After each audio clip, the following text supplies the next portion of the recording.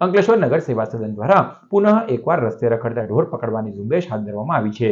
અંકલેશ્વર શહેરમાં વરસાદી માહોલ વચ્ચે રસ્તાઓ પર રખડતા ઢોરના કારણે સર્જાતી ટ્રાફિકની સમસ્યાના તથા અકસ્માતના જોખમને ધ્યાનમાં રાખી નગર સેવા સદન દ્વારા વિશેષ ઝુંબેશ હાથ ધરવામાં આવી હતી. આ કામગીરી દરમિયાન સ્ટેશન રોડ, 3 રસ્તા, ભરૂચી નાકા, મોદીનગર અને પ્રતિમ ચોકડી સહિતના વિસ્તારોમાંથી રસ્તા પર રખડતા ઢોરને પકડી પાડવામાં આવ્યા હતા.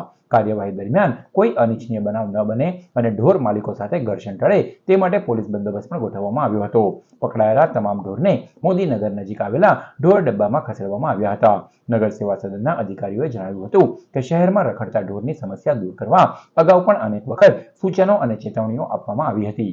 તેમ છતાં નિયમોનું પાલન ન કરતા ઢોર માલિકો સામે હવે કડક વલણ અપનાવવામાં આવશે.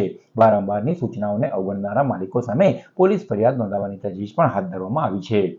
અંકલેશ્વર નગરપાલિકા દ્વારા અંકલેશ્વર શહેરમાં જે ઢોર માલિકો પોતાના ઢોર રખડતા મૂકી દે છે અને જેનાથી અકસ્માત થાય એને ટ્રાફિકની અડચણ થાય એટલા માટે નગરપાલિકા દ્વારા ઢોર પકડવાની ડ્રાઈવ કરવામાં આવી.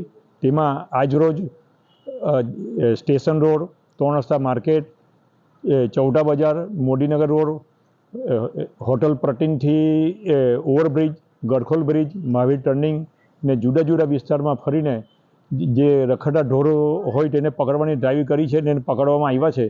આવી રીતે અંકલેશ્વર નગરપાલિકા દ્વારા રોજે રોજ ડ્રાઈવ કરવામાં આવશે અને ઢોર માલિકો જે છે એમને નગરપાલિકા દ્વારા અપીલ પણ કરવામાં આવે છે અને તાકીદ પણ કરવામાં આવે છે.